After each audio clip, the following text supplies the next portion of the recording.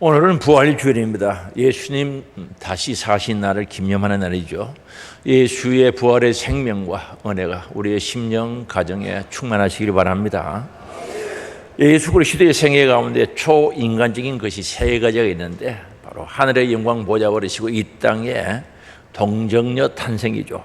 이 세상에 오신 것, 그리고 온 인류의 죄를 대속하시기 위해서 십자가에서 대속의 죽음을 죽어주신 것과 사망 권세 깨뜨리시고 죽음에서 부활하신 이 사건들이죠. 이 세 가지는 누구도 흉내낼 수 없는 일이죠. 어느 종교에서도 찾아볼 수 없는 특별한 사건으로서 예수님만이 우리의 유일한 구주가 되심을 증거해주고 있다는 사실이죠. 그래서 예수 그리스도의 부활은 인류 역사상 가장 놀라운 사건인 동시에 인류의 모든 사람들의 사고를 뒤집어 놓는 의미 있는 사건이었죠. 사람은 태어나면 죽는다, 아니다는 거죠. 부활한다는 거죠. 우리의 사고를 완전히 뒤집어 놓은 사건이 바로 예수님의 부활의 사건입니다. 부활절을 맞아 예수님께서 이뤄놓으신 영원한 생명, 부활의 영광, 오늘 우리에게도 충만해지기를 원합니다. 우리 예수님의 부활은 사실이라는 거죠. 사실, 진리라는 거죠. 틀림없다는 사실입니다. 예수님의 부활은 하나님의 역사인데 성경대로 살아나셨다고 말씀하는데 4절에 보면은 장사 지낸 바 되셨다가 성경대로 사흘 만에 다시 살아났사. 하나님의 말씀인 성경은 절대적인 권위가 있습니다. 하나님의 말씀이거든요. 그래서 이 성경의 역사대로 이루어지고 있다는 사실 부인할 수 없고 지금도 이루어져 가고 있다는 거죠. 그래서 성경은 예수님의 부활을 예고하셨고 예고하신 대로 예수님이 부활하셨다는 겁니다.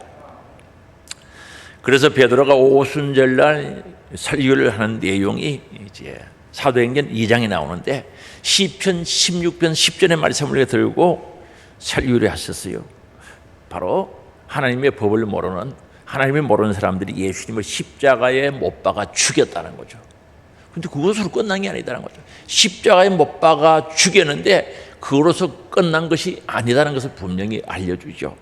그래서 24절입니다. 사도행전 2장 24절에 보면은 하나님께서 그를 사망의 고통에서 풀어 살리셨으니 이는 그가 사망에 매여 있을 수 없었음을 여기서 말씀하는 거죠. 사망에 매여 있을 수 없다는 거죠. 다시 말하면 예수님은 부활하셨다는 거죠. 그리고 이어서 27절에 보면 말씀합니다. 이는 내 영혼을 음부에 버리지 아니하시며 주의 거룩한 자로 속음을 당하지 않게 하실 것이로다. 31절은 미리 본고로 그리스도의 부활을 말하되 그가 음부에 버림이 되지 않고 그의 육신이 속음 당하지 아니하시리라 하더니 시편 16편 10절에 있는 말씀을 인용하신 거죠. 우리 예수님께서 바로 죽으심으로 음부에 지옥에 버리지 아니하시고 석음을 당하지 않게 부활하셨다는 거죠. 그래서 시편 16편 10절에 있는 말씀을 인용하시면서 예수님은 석 없어진 것이 아니라 부활하셨다는 거죠. 부활하셨다는 거죠. 그래서 32절에 이 예수를 하나님이 살리신지라, 예수님을 하나님께서 살려주셨다는 거죠. 우리가 다 이 일의 증인이로다. 사도들이 이 부활의 증인이 되어서 복음을 전하는 거죠. 예수님 살아나셨다, 하나님 살리셨다는 거죠. 성경이 분명히 기록해 놓았듯이 우리 예수님의 부활은 성경에서 기록한 대로 부활하셨다는 거죠. 그리고 예수님께서 친히 자기 자신은 십자가에서 죽고 부활하실 것을 예언하셨거든요. 그리고 예언대로 되셨다는 거죠. 마태복음 17장 23절에 죽임을 당하고 제3일에 살아나리라 하시니 제자들이 매우 근심하더라. 내가 유대 교권주의자들에게 의해서 핍박당하고 십자가에 죽는다는 거예요. 그러나 3일 만에 살아날 것을 말씀하셨고 예언하셨던 거죠. 그런데 예수님이 십자가에 죽으시고 무덤에 장례를 지냈어요. 이 여인들이요, 그를 추종하던 따르던 여인들이 무덤에 찾아갔을 때 천사가 일러준 말이 있거든요. 여기 계시지 않고 살아나셨으니 갈릴리에 계실 때 너희에게 어떻게 말씀하셨는지를 생각해보라는 거죠. 기억하라는 거죠. 누가복음 24장에 있는 말씀이죠. 그리고 24장 7절은요, 이르시기를 인자가 죄인의 손에 넘겨져 십자가에 못 박히고 제3일에 다시 살아나야 하리라 하셨느니라 한데 그 말씀이 생각난 거죠. 바로 예수님께서 말씀하신 대로 바로 부활하셨다는 거죠. 그들이 예수의 말씀을 기억하고 다시 돌아온 거죠. 빈 무덤을 보고 돌아왔다는 거죠. 그렇습니다. 예수님은 살아계실 때 나는 죽었다 살아나리라고 예언하셨고 죽음 이후에 그 예언대로 부활하신 줄 믿을 수 있게 바랍니다. 그리고 12제자에게 예수님은 부활하신 후에 나타나시거든요. 5절에 보면은 게바에게 보이시고, 게바가 베드로거든요. 베드로에게 보이시고 후에 12제자에게 와라고 말합니다. 12제자에게 보여주셨다는 거죠. 예수님은 12제자에게 다 나타났어요. 베드로부터 시작해서 다 부활하신 후에 그들을 만나주셨다는 거죠. 그런데 특히 누가복음 24장에 보면 엠마오로 가는 두 제자가 나와요. 두 제자는요, 예수님이 죽은 것 때문에 시리에 빠져가지고 실망해가지고 고향 엠마오로 가는 겁니다. 감시 이야기하죠. 그런데 옆에 부활하신 예수님이 왔어요. 못 봤어요. 대화는 계속됩니다. 여러분들 얼굴이 왜 그렇게 시리에 빠졌습니까? 지금 예루살렘에서 되어지는 일을 모르냐고. 그 예수님이 죽었다 3일 만에 살아난다고 했는데 바로 그날이 오늘 삶이제라는 거죠. 그런데 예수님께서 그 얘기를 듣고요, 제자들에게 하신 말씀이 있거든요. 누가복음 24장 25절에 미련하고 선지자들이 말한 모든 것을 마음에 더디 믿는 자들이여. 미련하고 선지자들이 말한 모든 것을 마음에 더디 믿는 자라고 말합니다. 그리고 26절은요, 그리스도가 이런 고난을 받고 자기의 영광에 들어가야 할 것이 아니냐 하시고, 이런 고난 십자가에 죽는 것은 당연하지 않냐. 그래서 부활 후에 영광에 들어가야 된다는 거죠. 그리고 27절은요, 이에 모세와 모든 선지자의 글로 시작하여 구약 성경을 말씀하시면서 성경에 선바 자기에 관한 것을 자세히 설명해 주시더라는 거죠. 예수님은 성경에 기록된 대로 고난받으시고 성경에 기록된 대로 바로 부활하셨음을 엠마오로 가던 두 제자들에게 상세하게 설명해 주셨던 것을 알 수가 있습니다. 그뿐만 아니라 500여 형제들에게 동시에 보이셨다는 거죠. 6절 말씀 보면 오늘 고린도전서 15장 6절에 보면 그 후에 500여 형제에게 일시에 보이셨나니 그 중에 지금까지 대다수는 살아있고 어떤 사람들은 잠들었으며 라고 합니다. 500명이 있는데 동시에 그들에게 보이셨다는 거죠. 어떻게 감출 수가 있겠습니까? 50명도 아니고 예수님이 부활한데 500여 형제가 있는데 일시에 동시에 보이셨나니 그 중에 지금까지 대다수는 살아있고 어떤 사람은 잠들었다는 것은 죽었다는 뜻을 이야기하죠. 예수님 부활하신 것을 보여주신 거죠. 나타나신 거죠. 그리고요, 부활하신 예수님은 사도 바울에게도 나타나셨습니다.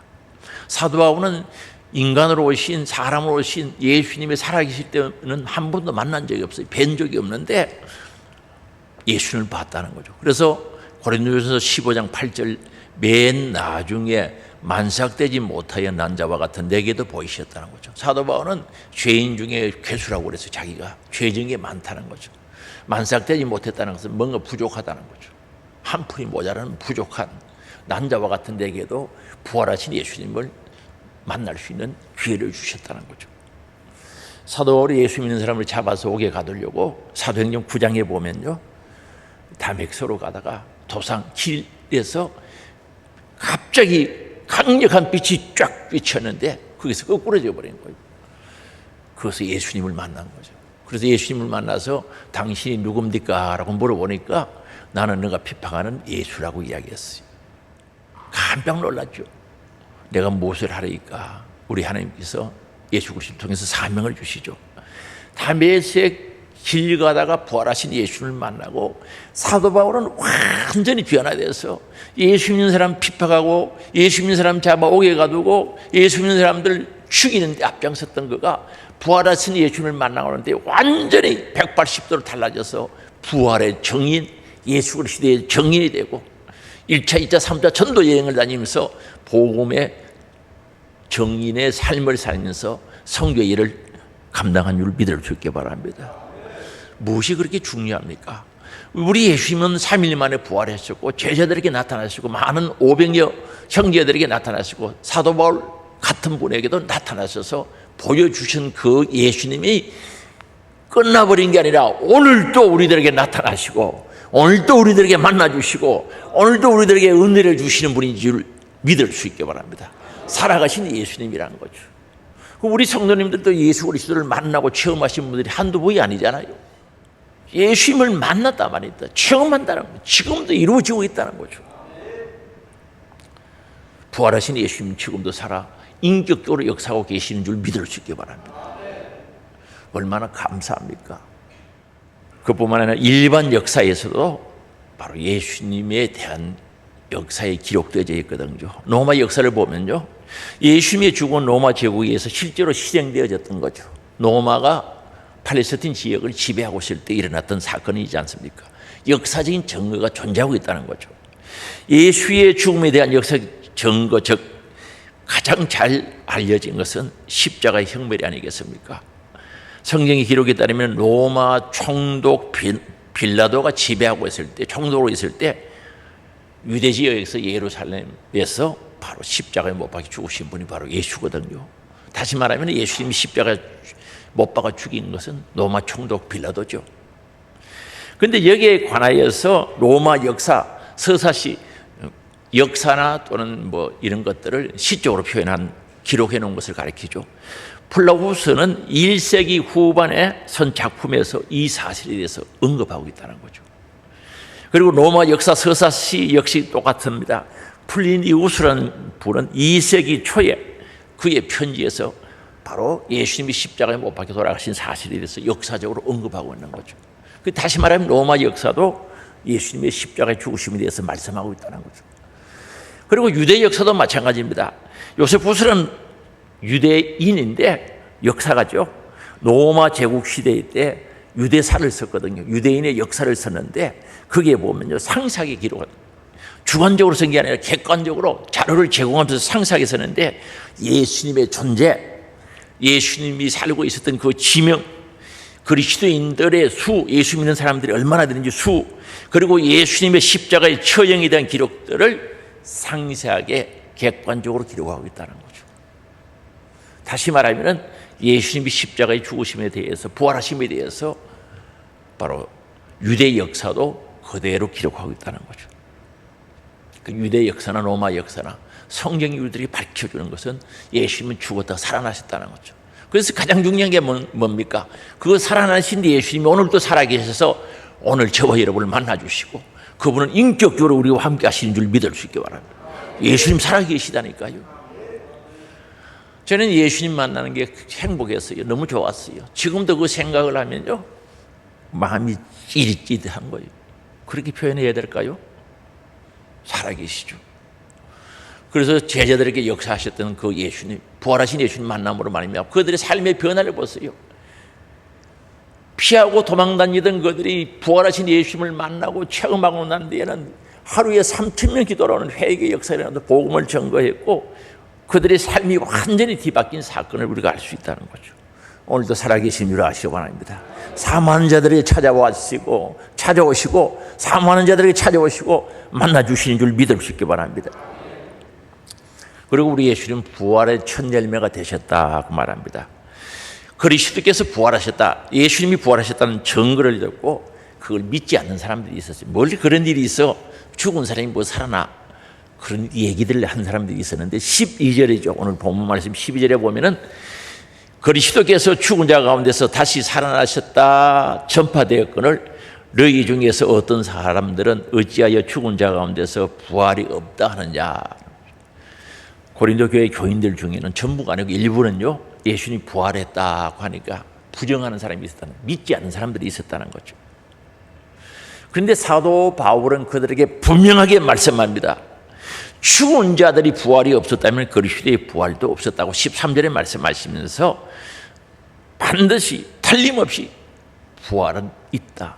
예수 그리스도는 부활하셨다고 증거하고 있습니다. 부활의 신앙은 기독교 신앙의 핵심인 줄 믿을 수 있기 바랍니다. 핵심 요소가 되는 거죠.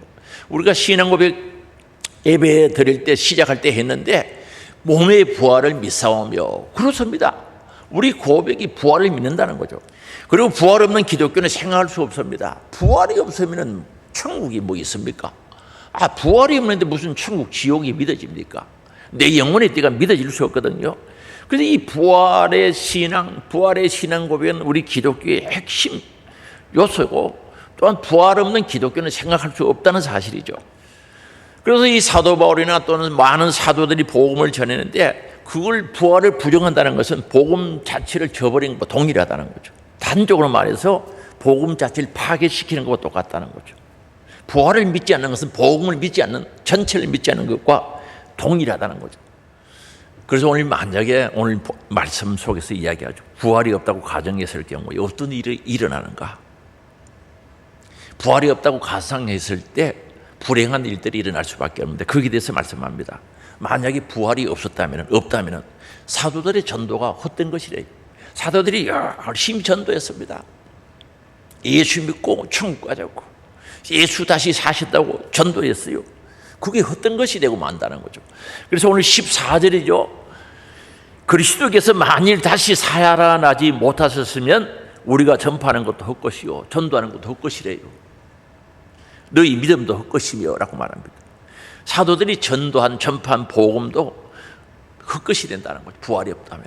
그런데요, 사도들이 복음 전한 것 역사가 일어났죠. 이적과 기사가 나타나고 성령의 역사 속에 회개가 이루어지는데 3천 명이 회개하고 병든 자들이 나왔고, 바로 베드로가 진행할 때 그림자만 지나가도 치료받는 놀라운 역사가 일어났던 것은 바로 하나님의 역사의 성령의 역사, 바로 예수 그리스도가 부활했다는 증거인 줄 믿을 수 있기 바랍니다. 오늘도 마찬가지 아닙니까? 오늘날도 마찬가지. 병든 자가 치료받고 회개하고 복음을 받아들이고 이 복음의 전도의 역사가 일어나는 것은 예수 그리스도께서 살아계시기 때문에 그렇다는 거죠. 그리고 부활이 없다면 믿음도 헛것이 된다라고 14절 하반절에 말씀하고 있지 않습니까? 만약에 부활이 없으면 우리 믿는 것도 헛것이라는 거죠.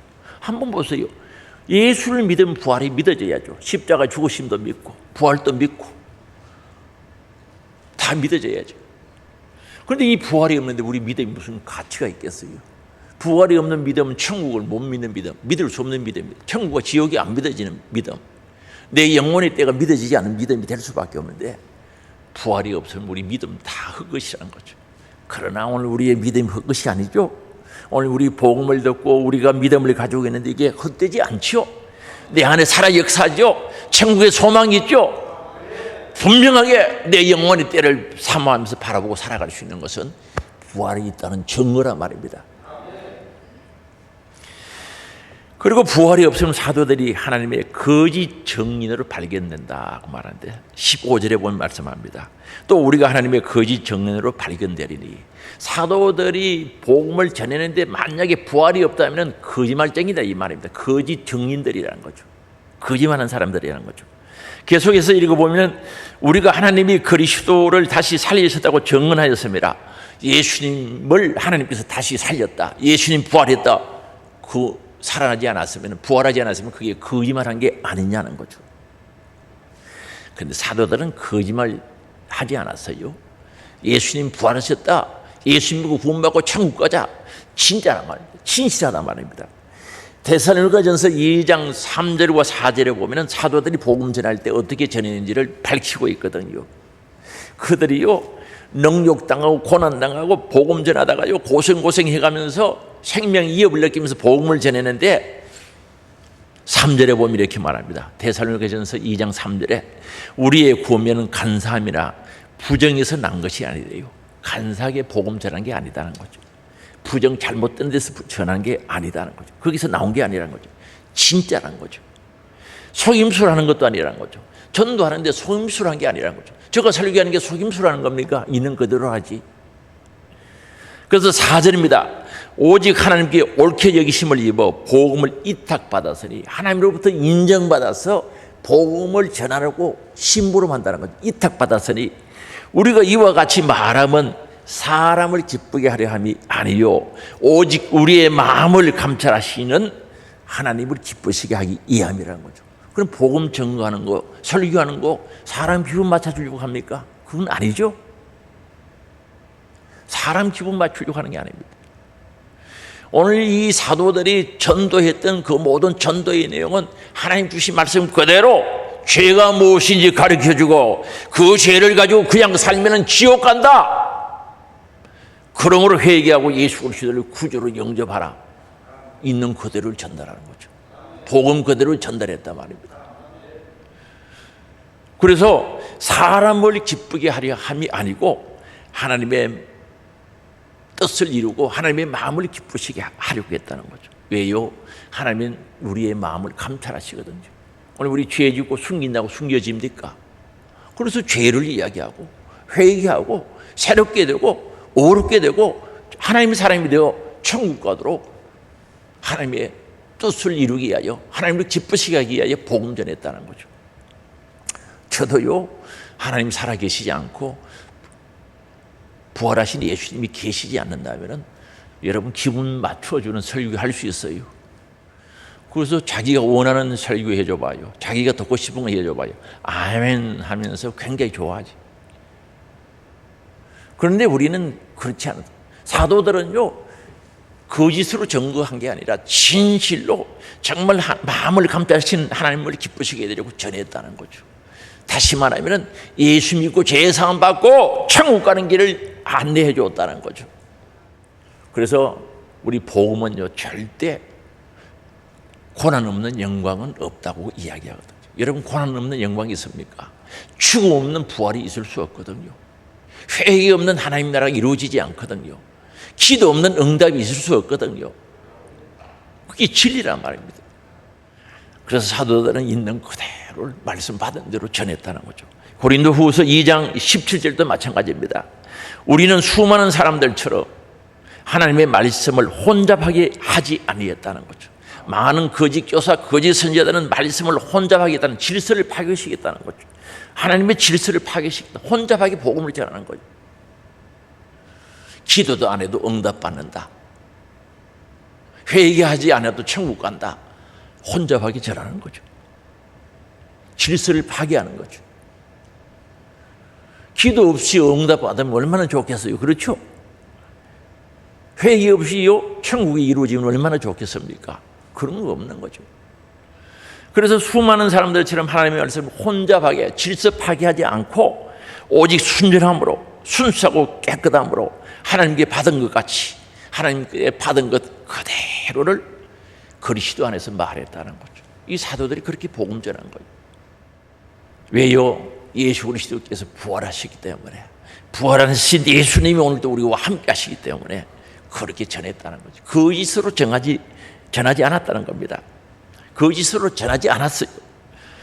그리고 부활이 없으면 너희가 여전히 죄 가운데 있다고 말씀합니다. 17절이죠.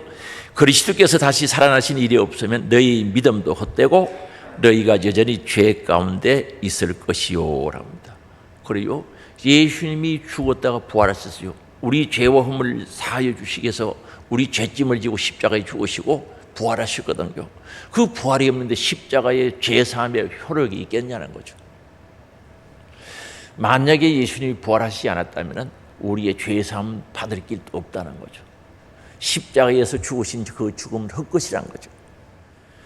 그런데요, 교회의 역사를 보고 성경을 보면요, 이방인들도 예수 믿고 죄사함 받고 그에 대한 확실한 증거가 여러 군데 기록되어 있지 않습니까?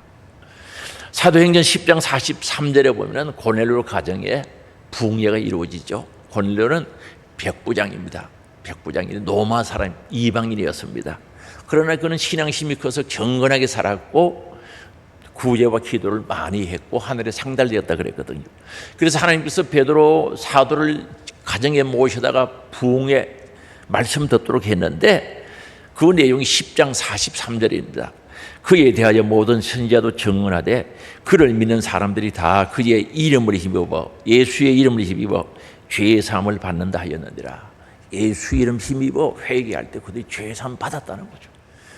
그리고 사도 바울이 이 부흥 집회를 예루살렘 교회에 와서 보고를 할 때 그대로 보고하는데 사도행전 11장 18절이죠. 같이 읽어보시겠습니다.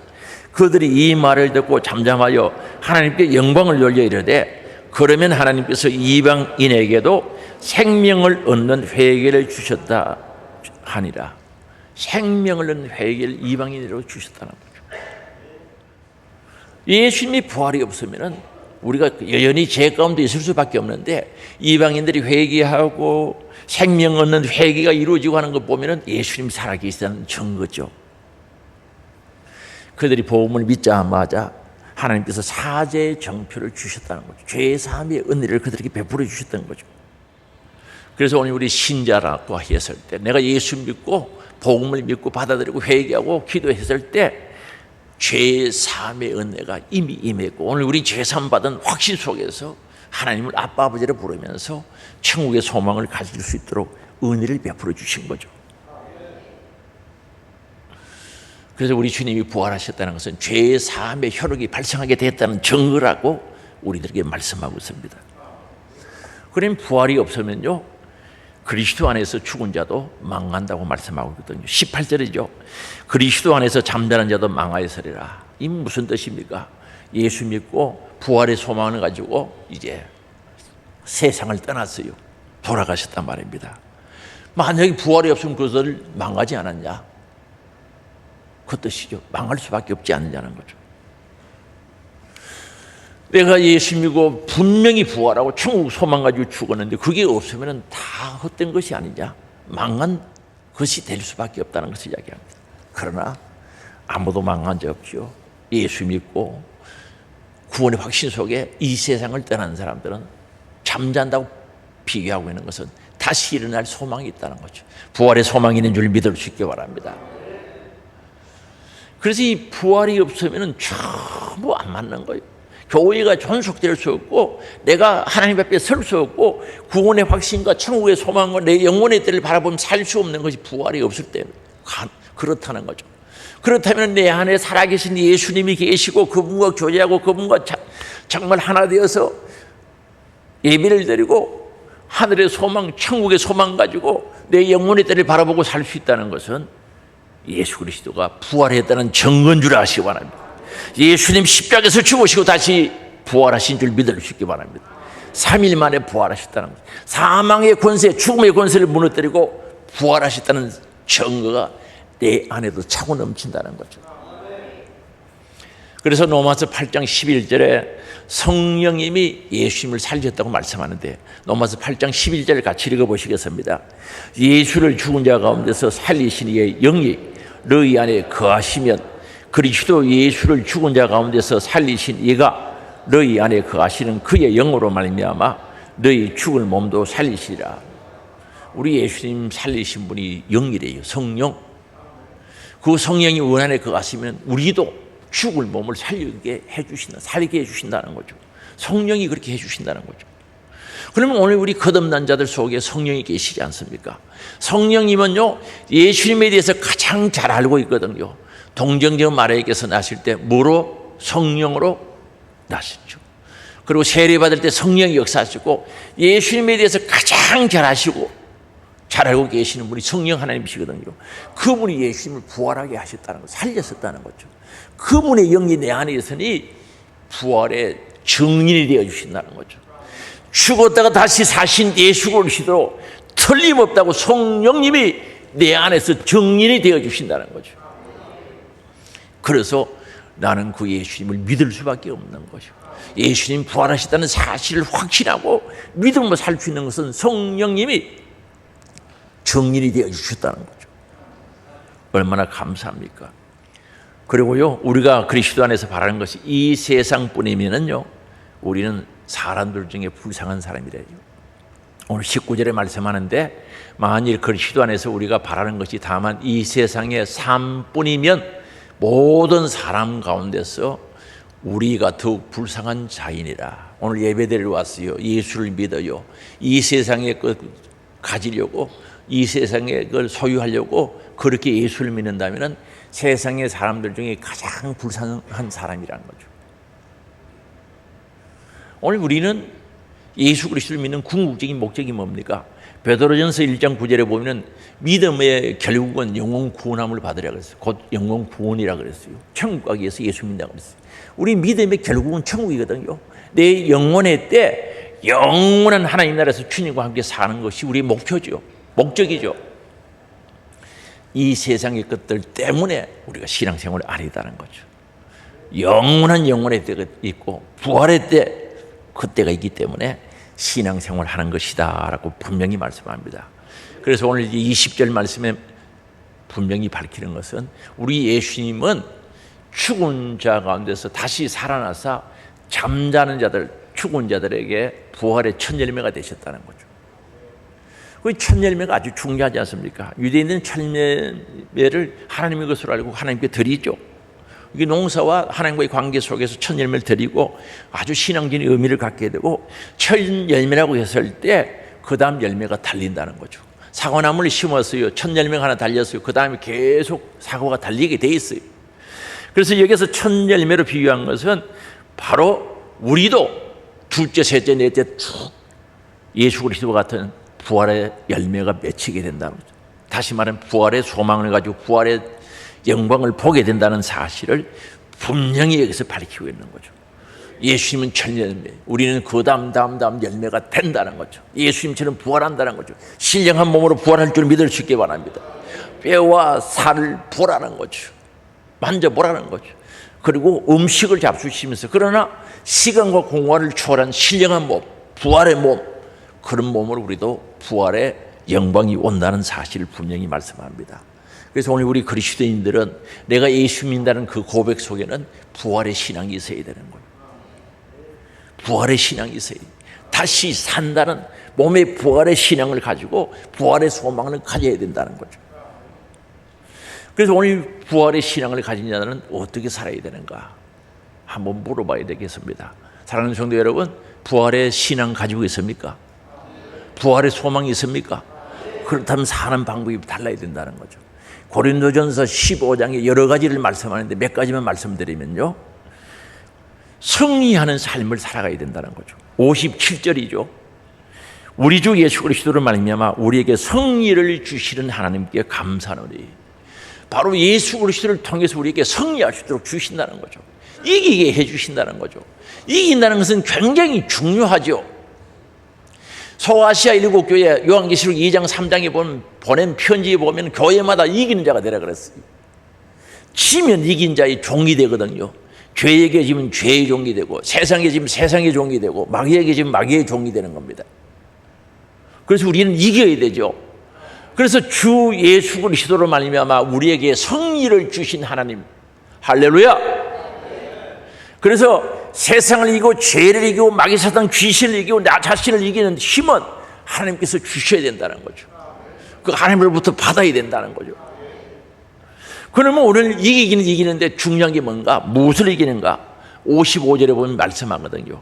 사망한 너희 승리가 어디 있느냐? 사망한 너가 소는 것이 어디 있느냐? 사망, 죽음에 대해서 이야기하죠. 죽음이 우리를 이기려고 하거든요. 우리는 죽음에 지면 안 된단 말입니다. 그리고서 56절이죠. 사망이 소는 것은 죄요, 죄의 권능은 율법이라는. 이게 무슨 뜻입니까? 사망, 죽음은요, 죄가 콕콕 속아지고 사망이 온다는 거예요. 죄가 온 사망이란 뜻이죠. 죄의 권능은 율법이라는 거죠. 율법은 우리 죄를 깨닫게 하고요, 정죄를 하는 거죠. 죄 지은 건 심판받는다, 죄값을 받는다, 심판받는다는 것을 율법이 우리에게 일려준다는 거죠. 이걸 이겨야 된다는 거죠. 그래서 사도 바울은 이 사실에 대해서 로마서 7장에 보면 오라 나는 공고한 사람이로다, 이 사망의 몸에서 누가 나를 건져줄까 탄식하지 않습니까? 그러나 로마서 8장 2절에 보면요, 생명의 성령의 법이 사망의 법을 이겼다는 거죠. 예수 그리스도께서 주신 생명, 부활의 생명이 성령의 역사 속에 죄와 사망의 법에서 우리를 해방시켜 주셨다는 거죠. 할렐루야. 그래서 오늘 우리는 예수 그리스도의 능력으로 이기는 자가 되어야 된다는 거죠. 사망을 이기는 자, 죽음을 이기는 자가 되기를 원합니다. 초월한 자가 될 수 있기를 주의 이름으로 축복합니다. 그래서 이기는 자가 되라고 분명히 말씀하고 있습니다. 그리고 15장 57절에요 이렇게 말씀합니다. 우리 주 예수 그리스도로 말미암아 우리에게 승리를 주시는 하나님께 감사하노니. 얼마나 감사하노니. 분명히 말씀합니다. 승리를 주신 하나님께 감사. 그리고 두 번째는 오늘 57절에 계속해서 보면은 감사해야 된다는 감사. 우리 주 예수 그리스도로 말미암아 우리에게 승리를 주신 하나님께 뭐 하라고요? 감사. 오늘 우리 부활의 소망을 가지고 살아가는 우리들은 감사함이 넘쳐야죠. 성경은요 우리들에게 요구합니다. 범사에 감사라 그랬어요. 그리고 감사에는 능력과 비밀이 있거든요. 감사하면 능력이 나타나요. 원망할 수밖에 없고 불평할 수밖에 없는 상황 속에서도 감사하면 능력이 나타나고, 감사하지 않는 사람들이 깨닫지 못하는 비밀이 감사하는 자들에게 주어진다니까요. 그래서 간정집 같은 데를 읽어보면요, 감사하다가 능력을 체험하신 분들이 꽤 많아요.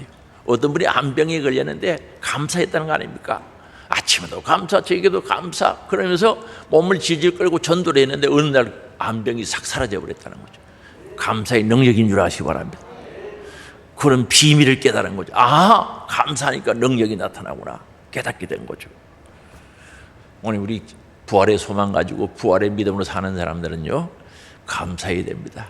감사합시다. 감사합시다. 감사해야 돼요. 그리고요, 견실하여서 흔들리지 않는 신앙생활을 하라고 말씀합니다. 58절 상반절입니다. 그러므로 내 사랑하는 형제들아 견실하며 흔들지 말고 라고. 이 견실은 확고부동하다는 뜻이죠. 안전하다는 뜻입니다. 전에 번역에는 견고하게 써서 경고라고 쓰는 똑같은 뜻이죠. 우리 신앙생활이 흔들리면 안 되는 거죠. 정말 우리 견실해야 되고 견고해야 되는데 썩어질 것, 일시적인 것들 때문에 흔들리면 안 되는 거죠. 우리 세상에 살면서 일시적인 것, 순간적인 것들 많거든요. 크게 매여가지고 그것 때문에 신앙생활을 못하고 벌벌벌 떨고 있으면 불쌍한 사람 아니겠어요? 그래서 일시적인 것에 매이지 말고 초월하라는 거죠. 그 다음에 썩어질, 없어질 것들에 매이지 않는 거죠. 오늘 부활의 신앙 가지고 영혼의 때를 바라보는 사람은 이 땅에 썩어질 것, 없어질 것 때문에 흔들리지 않는다는 거죠. 다시 말하면 세상적인 것 때문에 흔들리지 말라고 말씀합니다. 그래서 네 사랑하는 형제들아 견실하여 흔들리지 말라는 거죠. 좌로나 우로나 치우치지 말라는 거죠. 오늘 우리 부활의 신앙 가지고 사는 사람은요, 흔들린 신앙이 아니죠. 비 오고 바람 불고 창수나도 무너지지 않는 집처럼 어떤 비바람이 몰아쳐도 우리는 흔들릴 수 없는 거죠. 우리 믿음을 꼭 지키고 갈 수밖에 없는 겁니다. 그래서 부활의 소망 가진 자들아 견실하여 흔들리지 아니하는 신앙생활을 하라고 말씀합니다. 그 다음에 네 번째로 58절 중반절에 보면은 항상 주의 일에 더욱 힘쓰는 자들이 되라고 말씀합니다. 그런데 왜 주의 일에 더욱 힘쓰는 자가 되라고 할까? 육의 일은요, 힘 안 써도 잘해요. 내가 하고 싶은 거는요, 잘해요.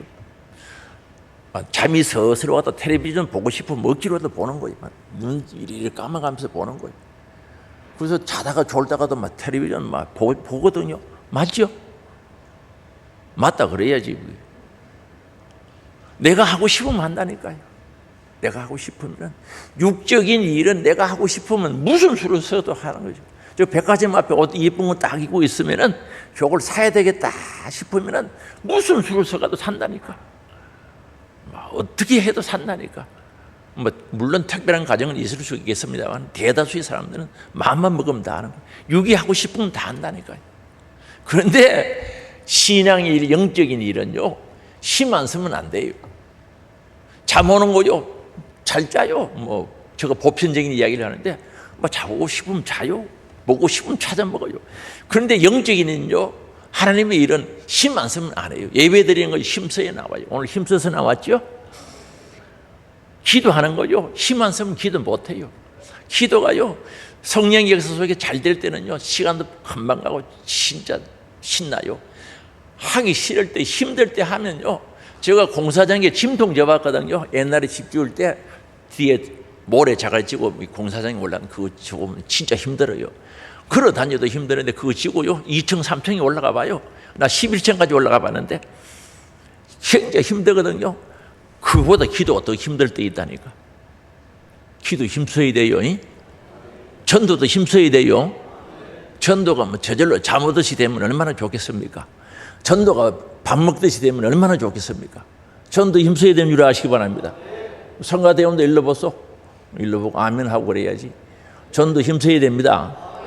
찬양대가 앉는 것도 힘써야 돼요. 힘 안 쓰고 되는 일이 없다는 거죠. 교회 예배 드리고 오는 것도 마찬가지고 교회 봉사하는 것도 마찬가지입니다. 충성하는 것도 마찬가지입니다. 힘써야죠. 그래서 항상 기분 좋으면 하고 기분 안 좋으면 안 하고, 그게 아니고 항상 기분 좋을 때는 안 좋을 때나 컨디션이 좋을 때는 안 좋을 때나 항상 일로 보소, 앞을 보소, 앞을 좀 왜 고개 슬슬 돌래? 항상 이해가 됐어요? 신앙생활은 내 감정 따라 하는 게 아닙니다. 말씀 따라 해야 됩니다. 하나님 말씀 따라 해야죠. 항상 주의 일에 힘쓰는데 더욱 힘써야 된다는 거죠. 아멘은 대표만 몇 사람하고 안 하네요. 더욱 주의 일에 힘쓰는 우리들이 될 수 있길 바랍니다. 왜 주의 일에 힘써야 됩니까? 받은 은혜가 크잖아요. 지옥 갈 사람 천국 가게 해줬지, 죄 사하여 줬지, 하나님을 아버지라고 불러주셨지, 생각하면 감사하지 않습니까?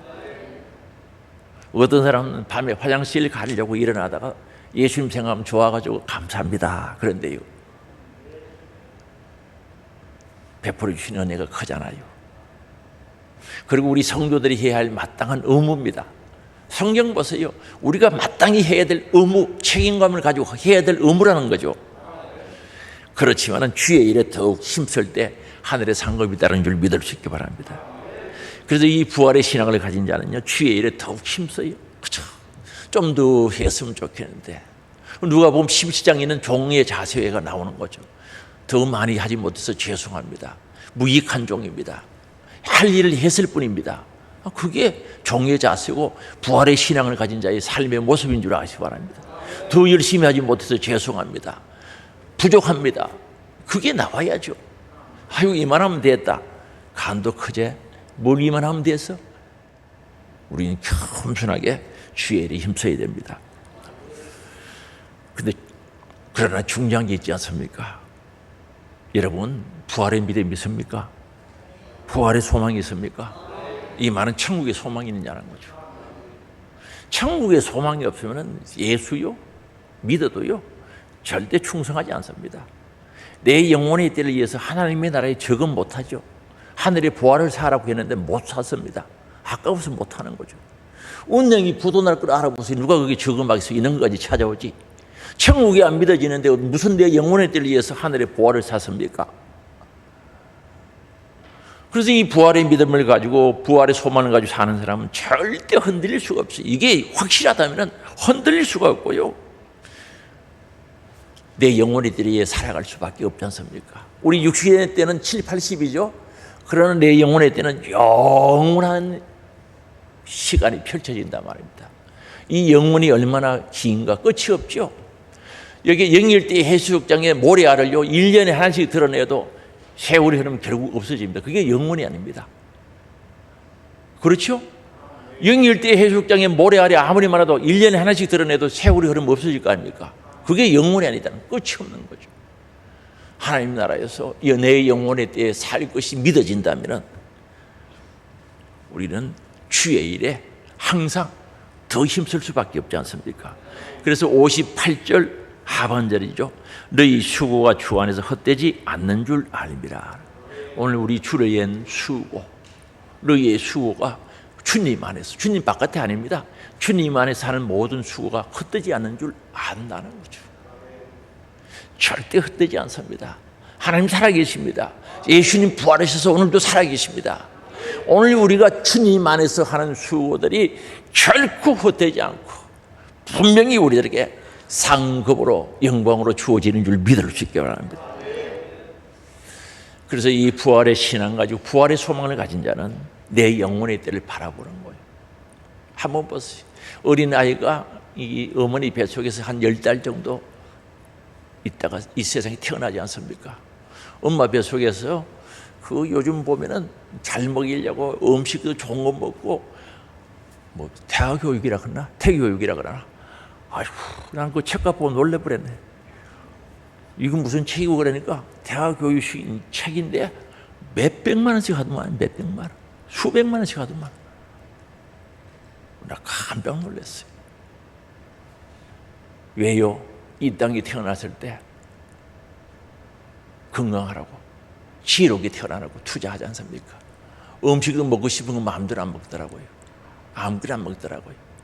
그렇다면 오늘 우리는 이 세상 내 생명 7, 80이 딱 끝날 때 영원한 영혼의 때가 펼쳐지는데 그 영혼의 때를 위해서 우리는 어떻게 살 것인가 중요하지 않습니까? 천국이 믿어지고 내 영혼의 때가 믿어지고 부활의 소망이 있다면 오늘 우리는 영원한 영혼의 때를 바라보면서 하늘의 보화를 찾는 지혜로운 자들이 될 수 있기를 바랍니다. 얼마나 희망이 있겠어요. 저금한 은행에 저축한 사람들 죽이 서는 것 읽어봐요. 그들은 희망을 가지고 저금했거든요. 그래서 상 타지 않습니까? 죽이 서는 거 보면 전략해가면서 먹고 싶은 거 참아가면서 은행에 저금을 하는데 희망이 있어. 사실 그들은 희망을 가지고 희망대로 된 사람들이죠. 하나님은 진실합니다. 참되신 줄 아시기 바랍니다. 영원한 천국 바라보고 부활의 신앙 가지고 우리 함께 우리 하늘소망 가족들은 사랑의 손을 꼭 잡고 진보하기를 원합니다. 앞으로 가기를 원합니다. 전진하기를 원합니다. 꼭 승리자가 되시기를 주님의 이름으로 축복합니다. 우리 주신 말씀 생각하면서 통성으로 기도합니다. 주의 한번 부르고 통성으로 회개하고 결단하고 감사하며 기도할 수 있기를 바랍니다. 주여